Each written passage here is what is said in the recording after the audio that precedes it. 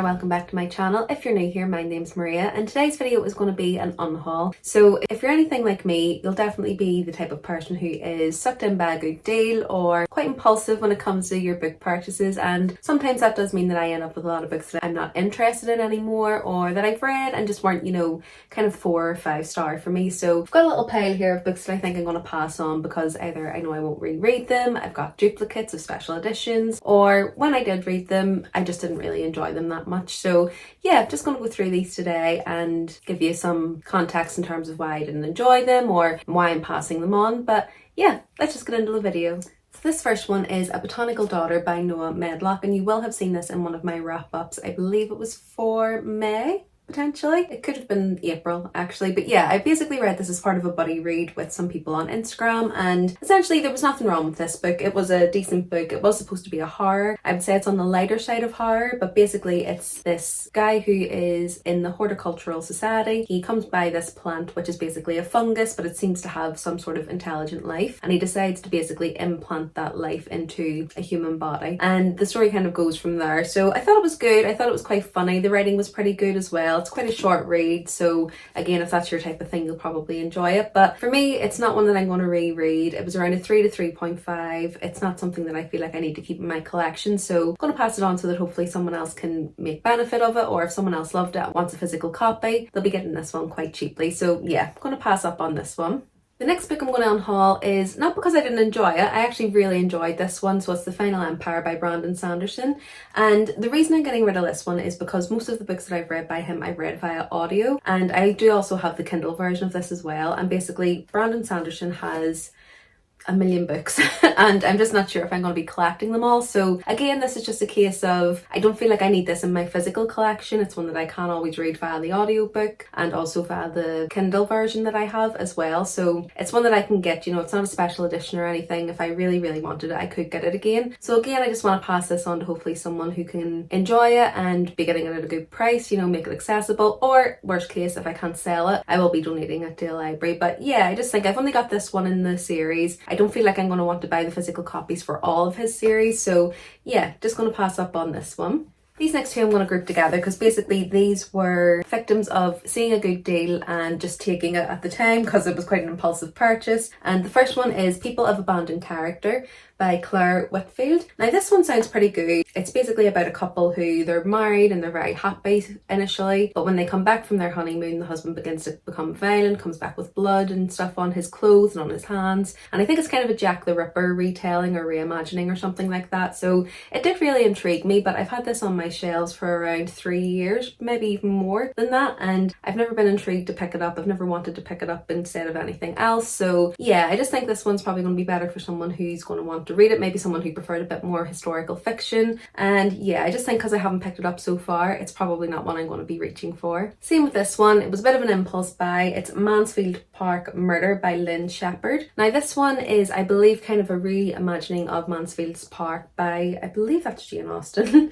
Yes, Jane Austen. And I think it's kind of a gothic maybe retelling of that or reimagining of that story around the house. It's sorry, I haven't read Mansfield's Park, so I'm not really too sure on exactly what the retelling is. But yeah, I think it's a bit more gothic, a bit more haunting. And again, this is just one that I just haven't reached for it, and it's been on my shelves for around the same time. I think I bought those in the same haul. So yeah, it's just one that I haven't been intrigued to pick up. I don't think it's one that I'm going to pick up anytime soon. So yeah, just hopefully someone will be able to get some use from this, and if I do want it, I think it's one that I could easily pick up again.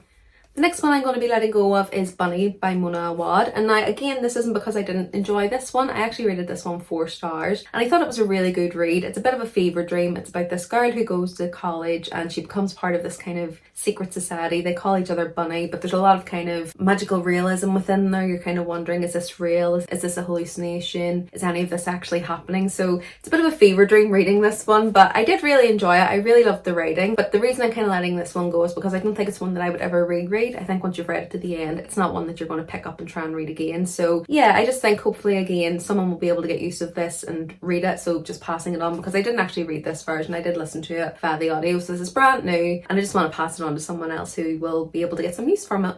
The next one I'm going to be unhauling is Lightlark by Alex Astor, and this was in a vlog, and I think I also said it in my wrap up, but this one just wasn't for me. I don't think I was the target audience for this one. I think if you're new to fantasy romance, new to the fantasy genre, you probably will enjoy this one a little bit more. For me, it was just a little too simplistic. The world building wasn't really to the level that I would usually enjoy, but it wasn't terrible writing. I don't think that the story building or anything was the worst that I've ever read. Certainly not. It was still like a 3.5, but actually that's a lie. It was a 3.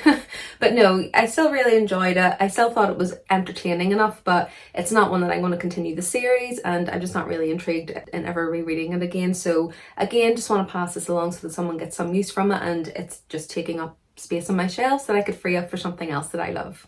This next series is probably an unpopular opinion. I see a lot of people on bookstagram, BookTok and things like that really enjoying this one, and again this is one where it's kind of I didn't hate it but I didn't love it, and it's just taking up space in my shelves, and I do think that someone would probably really love to get these at a much cheaper price than they're sold. So it's The Witch Collector and City of Ruin by Carissa Weeks.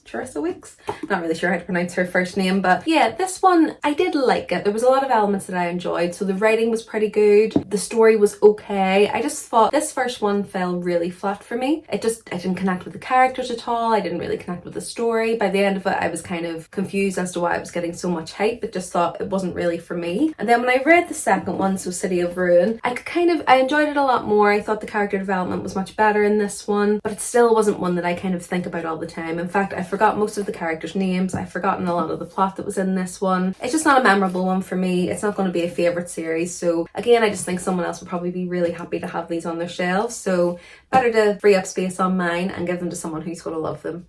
This next one is one that I've actually only read this month, and I was very disappointed because I was really excited to read it, and that's A Feather So Black by Lyra Celine. So this is kind of a Celtic retelling of Tír na nÓg, so it's based on Celtic mythology. And yeah, this again was just one where it just fell very flat for me. I think there was a lot of opportunity there in terms of the world building and the plot, and the writing was actually really beautiful in this. I will say it was very poetic and it was exactly the type of writing I like, but in terms of the story, it just fell very flat. I think the issue with this was mostly the pacing. So basically part of the plot is that they go to Tír na nÓg once a month, so there's a lot of meandering in between that, and even when they were in Tír na nÓg, it just didn't feel like there was a lot happening while they were there. So yeah, it just fell very flat for me. I don't think I'm going to continue with the series. I didn't really care by the end of the book in terms of what was going to happen. It didn't really shock me at all. So yeah, I just think this one is one that, again, maybe if you're a bit newer to the fantasy romance genre, you probably will enjoy this, and if you like a more poetic writing style, again, this done that really well. But yeah, I just think for me it isn't one that I'm going to continue with, and this is an absolutely stunning edition. This is the Fairy Loot edition, so it does have the sprayed edges, the artwork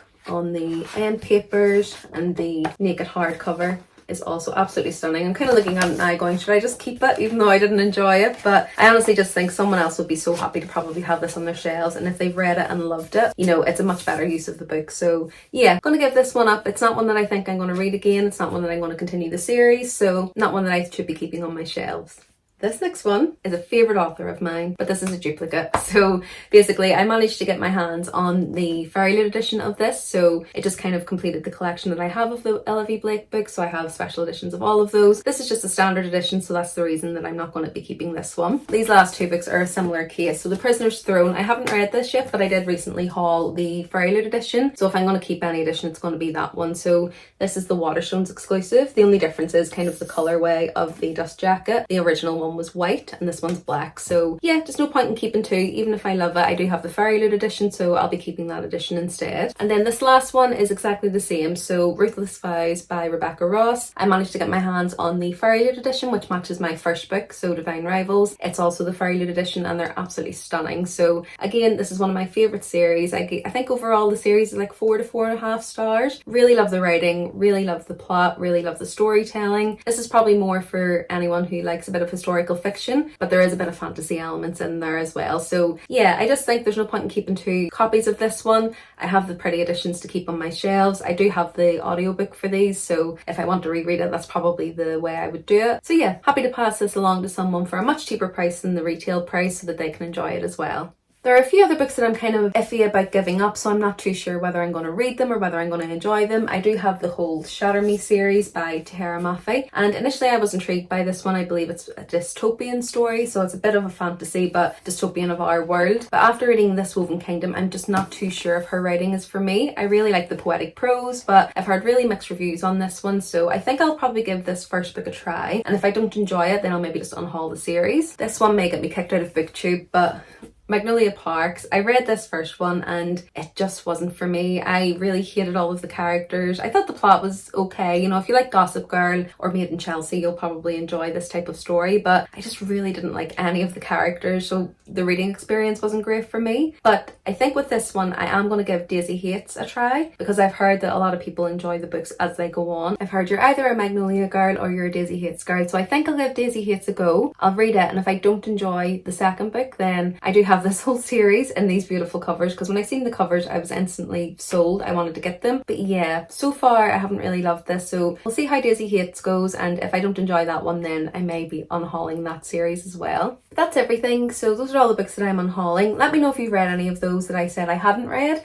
and if you think I'm making a mistake and if I should keep them. I'd love to know your thoughts. But yeah, most of them, as I say, it's just a case of I've had them on my shelves for too long, or if I've read them they were just kind of mid books, so I don't really need to keep them in my collection. Let me know if you've unhauled recently. How often do you generally unhaul? I do need to try and do it a bit more often, because as time goes on my shelves just fill up so quickly. So yeah, I need to keep it moving, keep it fresh, keep new books coming in, and only keep kind of the ones that I really love. So that's what I'm trying to do, trying to be a lot more conscious. So I'll be probably selling any of the special editions. I probably will sell, but some of them I may also just donate to the local library as well, because our local library doesn't have a great selection. So anytime I have an opportunity to put in some more diverse reads, or you know, more popular reads that our library just don't tend to have, I do always try and take that opportunity and do that. But yeah, other than that, thanks so much for watching this one. If you did like it, please do give it a like, and if you would like to see more from me, please remember to subscribe. I post 2 videos a week, so it'll be videos like this, it'll also be book hauls, come shopping with me's, weekly reading vlogs and things like that. So yeah, thanks for watching this one. I hope you enjoyed it, and I'll see you in the next one. Bye!